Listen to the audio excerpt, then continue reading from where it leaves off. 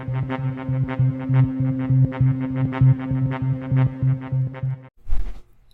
is Astro Tire with ETN News. Vancouver Police says new program could stop crime before it happens. Ooh, alright, well, we'll see about that now, won't we? I'm gonna leave a link, and I'm gonna leave this other guy here to explain it to you. And, please like and share it and pass this around. Because you know Jesus is coming soon. The Vancouver Police Department is the first police agency in Canada to implement predictive policing technology. The new predictive system helps us to be a step ahead of potential offenders. Instead of just informing officers where crime happened 2 hours ago, we'll now be able to let them know where crime is predicted to happen 2 hours from now.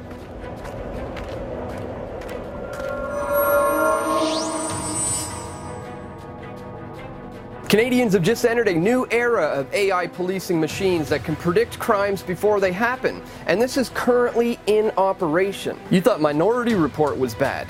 Just wait till you see what the Vancouver Police Department has in store for Canadians.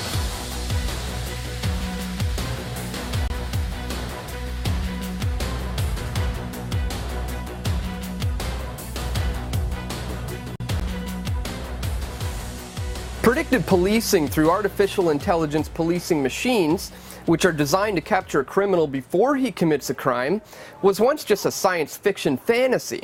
But the Vancouver Police Department has just made this Orwellian nightmare become a reality. Vancouver Police ramping up efforts to prevent crime with new predictions technology.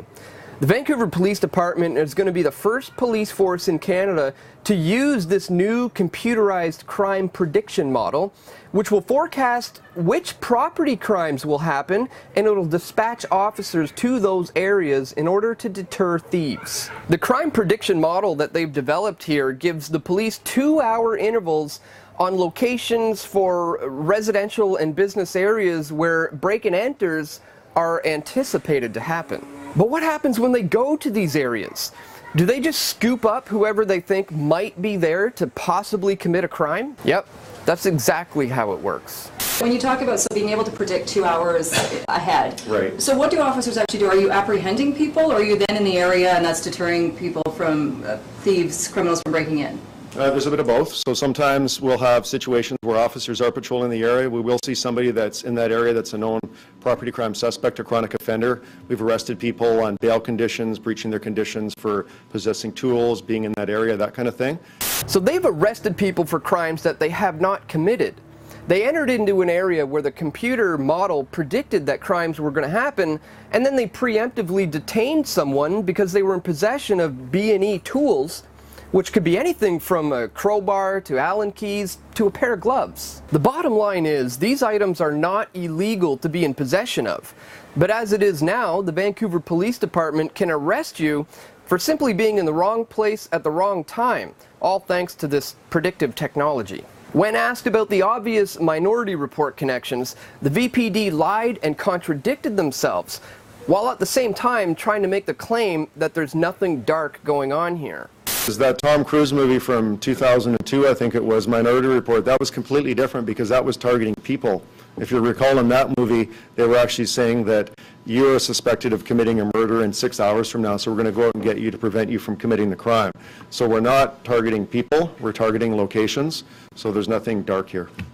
So we brushed off these concerns by saying that they have not and will not be targeting people, only locations. Then how the hell do you explain this? We haven't seen the same sort of successes when we tried to look at it for violent crime. Crimes against persons are not quite as predictable, whereas property crimes tend to show the same patterns over and over again, and you do see a rhythm that people like to conduct their property crime in a certain way. Did you guys catch that? Let's hear it one more time. We haven't seen the same sort of successes when we tried to look at it for violent crime. Crimes against persons are not quite as predictable. So it appears to me they have tried this on human individuals, and that option is not going to be off the table in the future. After stating that this is only meant to target locations and potential criminal activity and nothing more, He then contradicted himself again by admitting that the VPD is already applying this new technology to new areas such as auto theft. We're going to continue to work on the predictive system to make the enhancements even better. For example, we started to work on an enhancement that will allow us to predict not only theft of auto, but theft from autos as well.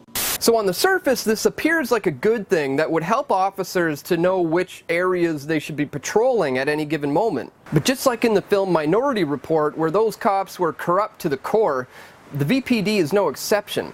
And at the very least, this is an incredibly slippery slope that is leading towards a potential Orwellian futuristic nightmare where your thoughts and ideas and even emotions can be spotted by the system and squashed before they have a chance to take effect. Share this video to help raise awareness about just how bad this Big Brother Orwellian state is actually getting. I'm already being targeted for videos I'm about to produce, because YouTube is now forcing me to submit every video for review, and this has resulted in a drastic decrease in my revenue stream. But with your help as joining as a PFD patron, we can make this more about a relationship between me and you, the viewer, which is a much better way to go. So if you like the information that we produce here and you would like to contribute, please check the links in the description and also right here on the screen to find out how you can get involved. Thanks for watching, my friends. Click that like button, share this video, leave a comment, and as always, stay tuned, my friends. We've got a lot more video reports coming soon.